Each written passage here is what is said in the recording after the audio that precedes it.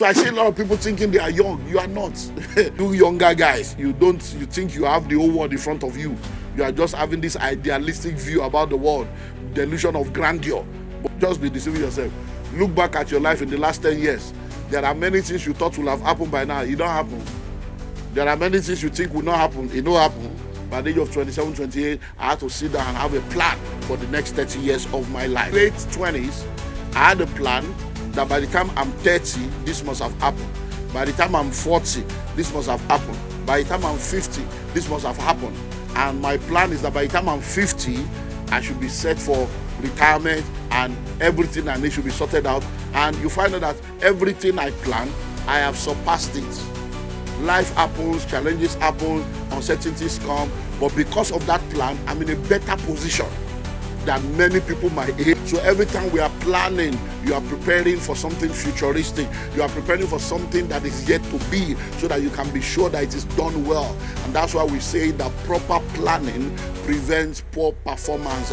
If you plan well, you will do well. If you fail to plan, you have already planned for failure. When you look at what's happening all over the world, you realize that a lot of people that have labored for 10, 20, 30, 40 years of their life, that are supposed to be relaxing and enjoying life right now, are finding themselves back in the labor market, are finding themselves having to depend on their dependents and depend on people to survive. And that is not the plan of God for your life. Proverbs chapter 4 and verse number 7 says, wisdom is the principal thing, therefore get wisdom, and in all you're getting, get understanding. Another translation says getting wisdom is the most important thing that you can do, but along with your wisdom, develop common sense and good judgment. So this series is to help prepare you for that inevitable season of your life where, whether you like it or not, everyone will have to retire one day, because nobody grows young. Every day you wake up, life is in session. There is no rehearsal, no room to rehearse for life. Every day you wake up, life is in session. So I want you to make sure you spread the word around, and spread the word around your network, and get this series. Take notes and make sure you don't miss any of these services in the next 3 weeks. So we're going to be covering different ground. We're going to be looking at the inevitables, so that you will know that these things are sacrosanct. Then we're going to be looking at definitions, just to give us clarity and understanding. So let's begin by looking at the three inevitables. The three inevitables. For everyone listening to the sound of my voice, regardless of who you are, what you do, and where you are, there are three inevitables that you will have to contend with, or that you will have to face in the course of your working life and in the course of your career. Number one is retire. Whether you like it or not, there comes a time where they will have to retire you, or you will have to retire yourself, because nobody grows young, everybody grows old. And because life is in phases and life is in seasons, it therefore means that there comes a time in your life where, whether you like it or not, you cannot actively engage, because the energy is not there, the strength is not there. You cannot actively do what you used to do when you were younger, and you will have to step aside for the next generation and for other people to continue to take the world to where it needs to get to. Because before you came, there were people in the front line that stepped aside for you to take the front line, and whether you like it or not, you will also have to step aside for others to take the front line. So the first inevitable is you will have to retire one day. Number two, the second inevitable is that you will have to resign. If you don't retire, you will have to resign. There are a lot of you sitting down right now listening to me. A lot of you are listening to me all over the world. You have left different organizations, different companies, different places you have worked. You have left them. Why? Because you resigned from the job. You resigned for many reasons, which we cannot go into right now. So resignation from a place of employment, resignation from a place of work is something that you will have to face in life. So if you are not resigning, you are also retiring. The third one is to be retrenched. To be retrenched. There are many of you that have lost your job. You've been sacked. You've been a victim of downsizing. You've been a victim of all kinds of policies and changes in the economy, in the market, and different industries. And you found yourself out of job. You've been sacked, which is what it means to be retrenched. You were a victim of a retrenchment process. So you find out that in this world that we live in, these three inevitable R's are the reality. And whether you like it or not, you will face at least one in your lifetime. And guess what? If nobody has ever sacked you, and you have never been retrenched from any job, if you have never had to resign from any job, the one that you cannot escape is retirement. You will have to retire one day. Tell them, say, you go retire. Oh. Let me tell them, say, whether you like it or not, you go retire. Oh. So you will have to retire, whether you like it or not. And because you have to retire, that's why I am now focusing on this aspect of retirement, because no one will plan your life for you without your direct involvement. If it's going to be, it's up to you. You cannot push the responsibility of your life and of your retirement to other people. It's not going to work. It's not going to work. So let's now begin to look into what this retirement, let's define retirement. What does it mean to retire? What exactly does retirement mean? So let's look at it. So number one, let's look at planning. Planning means preparing and strategizing for something in the future. So when you say, I'm planning what to eat, it means you are planning to prepare a meal that you will eat, but you're not going to eat it now. You have to plan, prepare, and eat. Planning is what? Preparing and strategizing for something in the future. I'm planning to travel next month. So you need to plan and prepare, and then you travel. I'm planning to complete that house. I'm planning to release that book. I'm planning to launch a new product. So planning is what? Preparing and strategizing for something in the future. That's why the Bible says in the book of Luke, chapter 14, beginning from verse 28, which of you intending to build a tower will not first of all sit down and count the cost, whether he has sufficient to finish it, least after he has started, he is not able to complete. After he has started, he is not able to finish it. So planning is preparing and strategizing for something in the future. So every time we are planning, you are preparing for something futuristic. You are preparing for something that is yet to be, so that you can be sure that it is done well. And that's why we say that proper planning prevents poor performance. If you plan well, you will do well. If you fail to plan, you have already planned for failure. The next one is retirement. Retirement. What is retirement? Retirement is a period of time or season of your life when you are out of active service. Retirement is a period of time or season of your life when you are out of active service.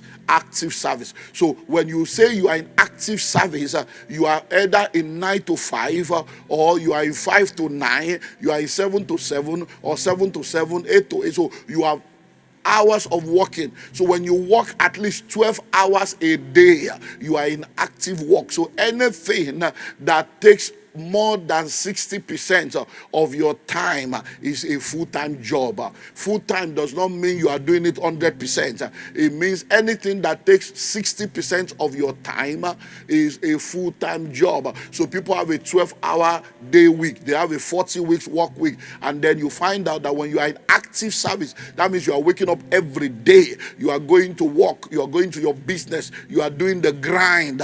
What that means is you are in what? Active service. But there comes a time when you can no more do that. Sometimes you phase your retirement. So you begin to do, okay, instead of 40 weeks, now I'm doing 30, now I'm doing 20, now I'm doing 10. Instead of 12 hours a day, now I'm just doing 2 hours a day, or I'm just doing 1 day a week, or 2 days a week. You're beginning to phase until you get to a point where you can even relax, and then other people begin to do the work. So when you now talk about retirement planning, we are now talking about you preparing for that season of your life where you will no more be in active service.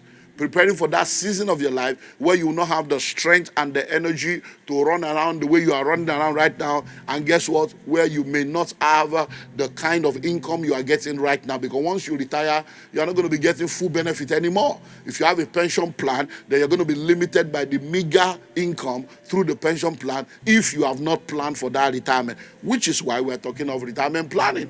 So planning, preparation, maintenance culture are alien to us. And that's why when you want to become successful, you need to plan, you need to prepare. When you become successful, you need to maintain what you have achieved, maintain what you have acquired. But when you look at this part of the world, you realize that maintenance culture is very poor. Planning is very poor. A lot of people don't plan. Oh, God will do it. It is where. Whatever will be, will be. God is in control. We throw out all these lazy, mentally lazy, religiously blind statements. Just God, you just throw God as if God will come and do for you what he has empowered you to do. So we don't plan well, we don't prepare well, and then we end up having a bad result, and we turn around to say it's village people. Whereas you are the one that did not do what you're supposed to do. Maintenance culture. Look all around you.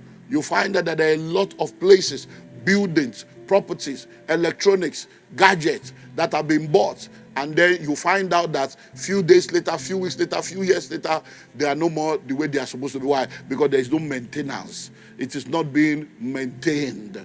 It is what? It is not being maintained. I remember we're coming to the church, I think 2 weeks ago, and my wife was showing me a property that looks, the whole place looks very ugly. They were supposed to use it for an event, and she said, oh, when she got there, even the outside is not looking too good. So she was showing me. I said, you have shown me before. He said, it's just that. I said, that this thing you are saying is ugly now. Once they paint it, you will discover it's not ugly. It's because the person is not willing to paint. She now said, I told the event company there that why don't you people paint it? They said, no, we only have authority over the inside. I said, they are not ready to pay. That's why they say they have authority over the inside. If they are ready to paint the outside, and they say, landlord, we want to paint to help your house, landlord will accept. But landlord is not willing to pay. They too, they are not willing to pay. So maintenance culture. Many of the things you call old, many of the things you call expired, many of the things you call dilapidated, many of the things you say is not functioning, is because it is not well maintained. Maintenance culture. I learned that from my father. My father's Pojo. Hey, that Pojo, I mean a Pidgeot, I mean Pojo or Pijo. Hey, that we call that car last born. Hey, this is my father that you people are seeing here. K. When he wakes up in the morning, he will sit down with that Pojo, and he will be Kai. He will scream everywhere. He will do daddy dado. He will wash tire, wash everything. He takes care of that car. I'm sure that car should have spent at least, I'm not sure, but the car reached like 30 years before he died. They use the car. Can you imagine a car spending 30 years? Some people have that kind of culture. They can maintain things. I remember, let me tell you this story. As I remember that, this man that you people see that is now gentle and quiet, his old age. As the man they old, they call the soft down, it's softer as he's getting old. That car was causing trouble. When I got born again, and I came back from campus, it would just say, okay, holy boy, hey, holy boy, yeah, go and wash the car. Then I came back from school, and now born again. We are doing quiet time. I'll now wake up in the morning. I will just hear, wake up. Which prayer are you praying? Go and watch the car for me. So I was like, this man is a devil. How can he not see that I'm praying? Because of car. Must we watch the car every day? I was ignorant, because the way a lot of us are just religious fanaticism. Then I was complaining one day, and my mom came and said, you see, you are not right. But you are not getting it because this religion that you say you have gotten, and this your born again thing, that if you people are born again, does it mean your behavior should not change for the better? That your father has nothing against your prayer. But you that know you want to pray, are you not supposed to either wash the car in the night, or you wake up very early, wash the car, and then go and pray? That why will you now leave your job undone? You will now be praying. You are a son. You have a responsibility to your father and to this house. I say, okay, that makes sense. So guess what? The man that will come and wake me, I woke up very early, washed the car. I just discovered that the man didn't come to wake me. I woke up, where's daddy? He has gone. Day two. That's how the thing ended. And there are many of you like that. My father is bad. My mother is bad. You are the one that is not wise. You are not wise about your Christian life. You are not wise about the way you do things. When you prioritize your life, many of the things you are saying are not okay. They are okay. Well, let me not deviate. Maintenance culture. That's what they be. So that I learned from my father. Maintenance culture. The man can maintain things. You know, people in the olden days, they used to keep all those KDK fan. There are things they will keep that you're like, this one grown dig. Oh my God. Let's move on. So everyone, listen to me right now. You need to know that if you are going to become successful, you need to have a retirement plan. Things are changing. And the world we live in right now, can you imagine, see, retirement plan has been growing from 45 to 55 to 65. Now they're even saying that retirement plan should be moved to 70. And I think that that has been approved in different sectors in different parts of the world. Because a lot of people are now realizing that at 70, they can still bubble. And that's why many of our politicians, you see, they don't want to go. Look at Nigeria, look at America. Old people are ruling everywhere. And you are wondering why things are not working. So they want to stay, instead of them to be an advisor and to stay behind, they still want to be active so that they will use our money to be going for hospital and be paying the bills and be restructuring themselves. So there are people shouting for, oh, let's increase the age. Look at what happened. You know, we did Elders Forum on which day now?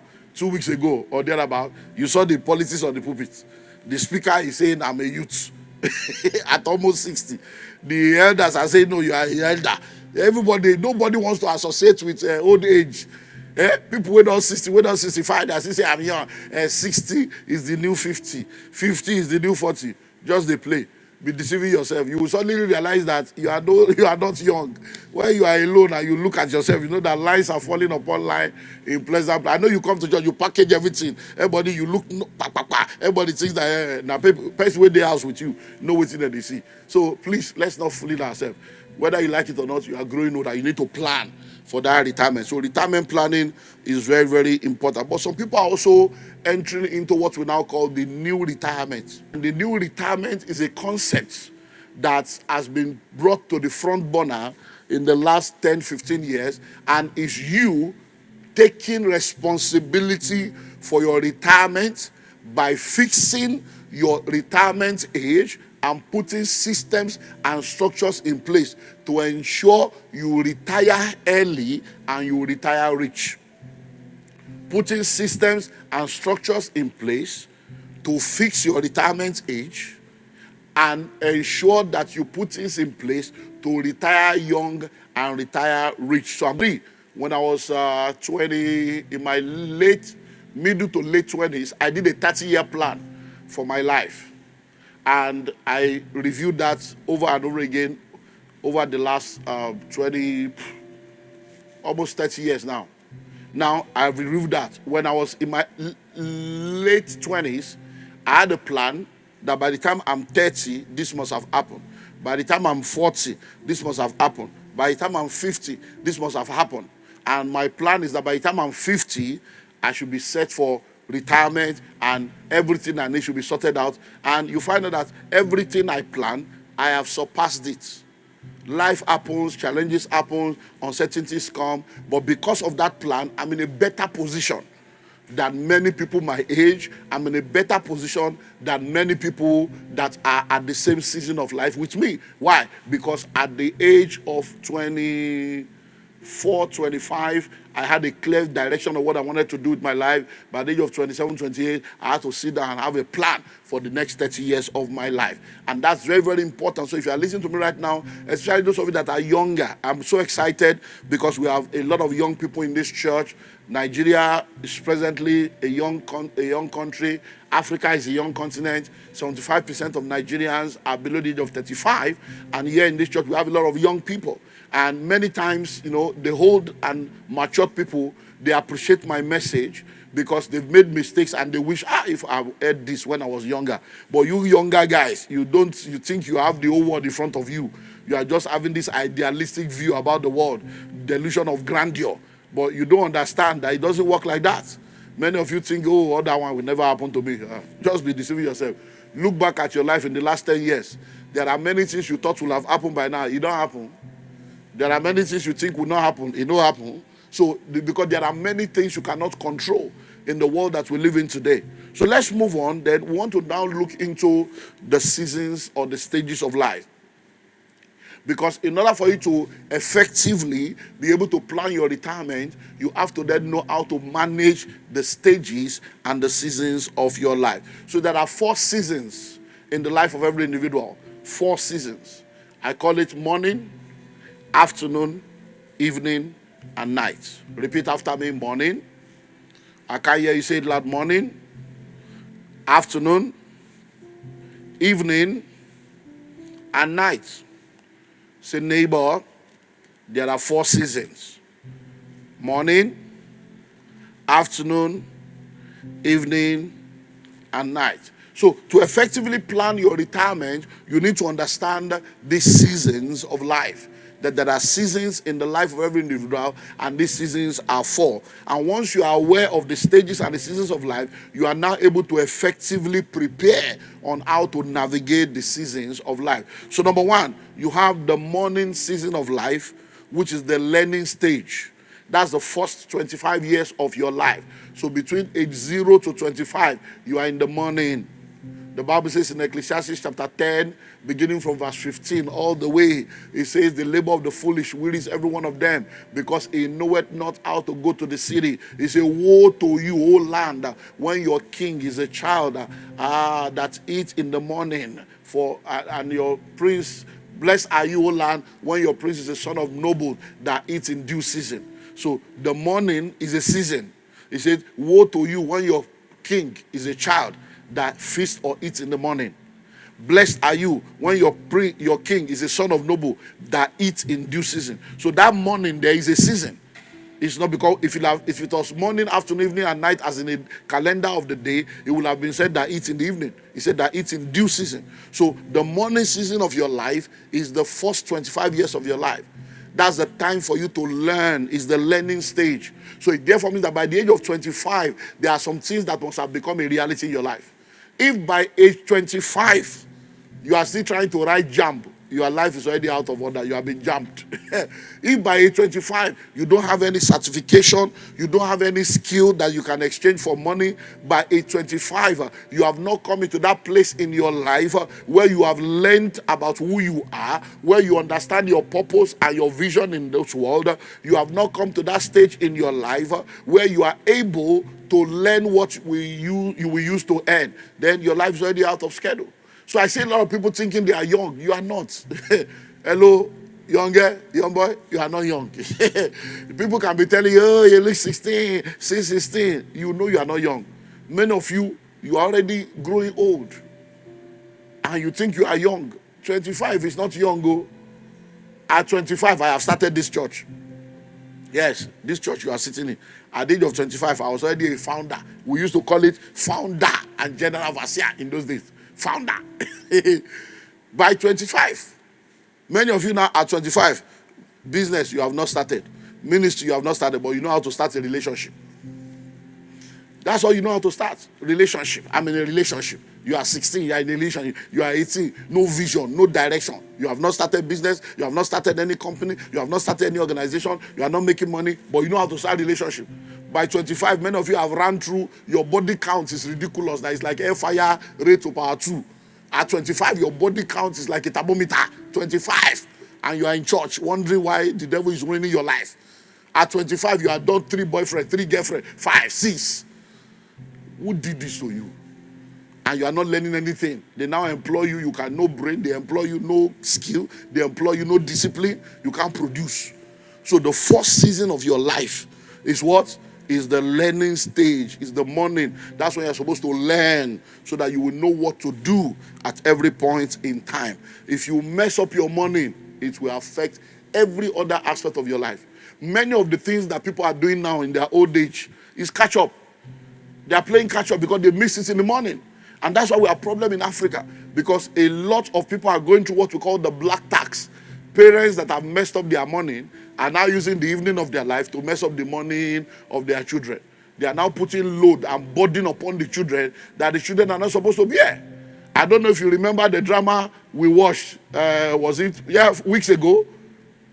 The drama that we watched where the parents, I think it's the same elders around there now.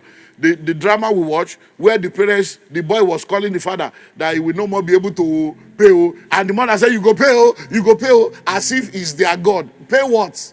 Say, because school fees has increased, house rent have increased, I need to take care of my family. You go pay, look at the way the woman was doing, you go pay. What have you done with your own life that you are now waiting for children to pay and be taking care of you?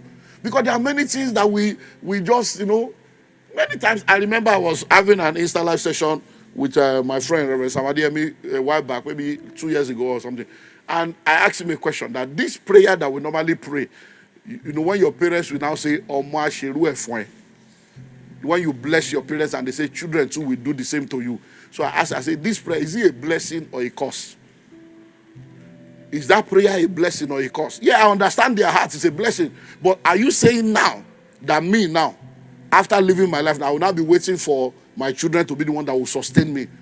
What have I been doing with my own life that I cannot take care of myself? So whatever the children are bringing is not supposed to sustain you.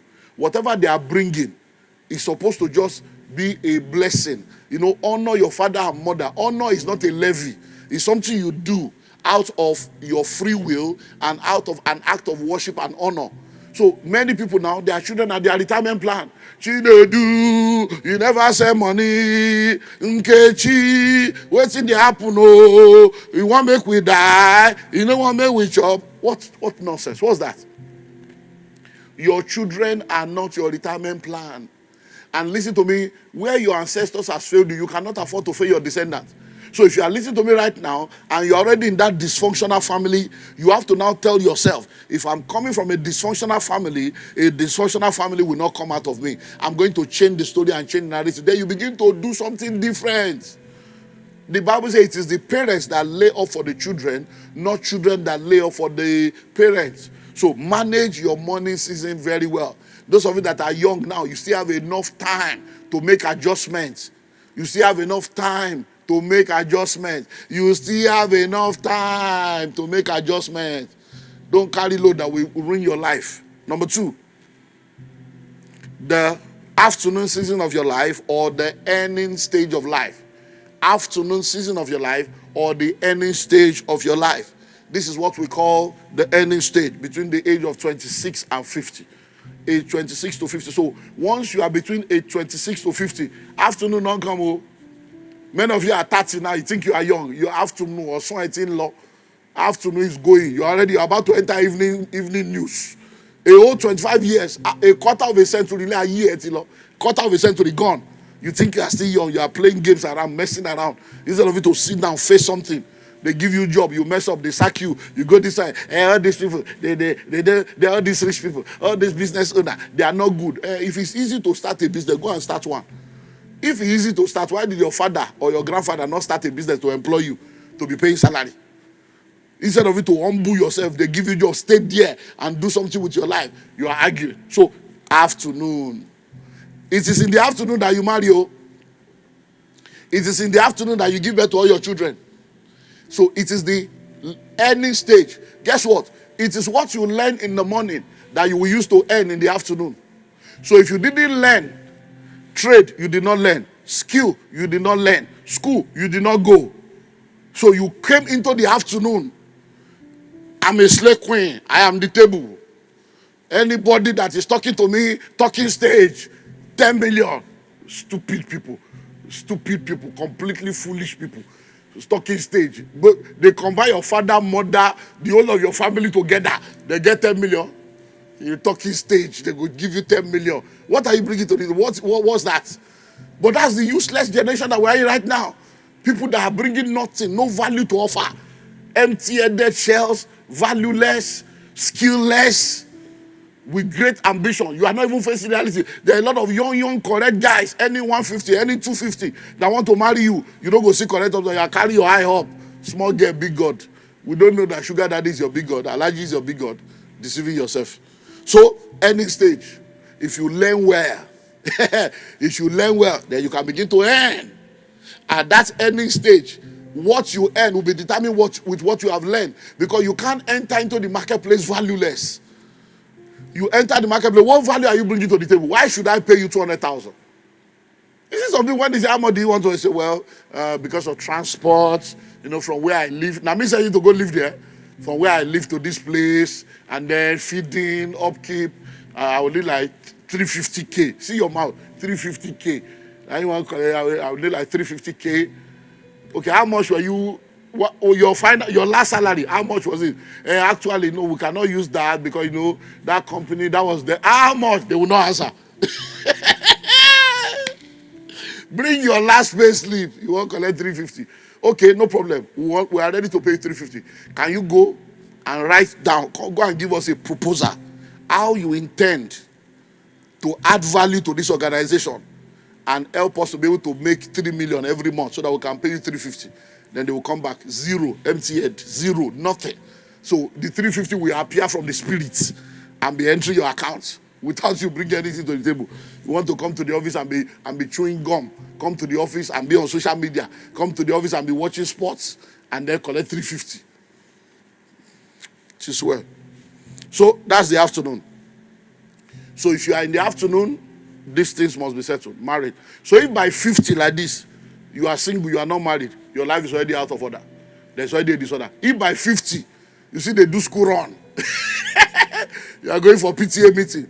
By 50, if you marry between 25 and 30, between 30 and 35, you're supposed to don't born on the PQ finish. By 50, your children should be teenagers, to be talking of university. We should be waiting for you to become grandparent. But at 50, you are still doing diaper. You are still buying Cerilac and Similac. You are still mixing things together. Think of it now. You don't poo-poo. Oh yeah, daddy, you now carry your child to say, grandpa, well done, it's good. Your grandchild say, no, it's not my grand, it's my child. Abba.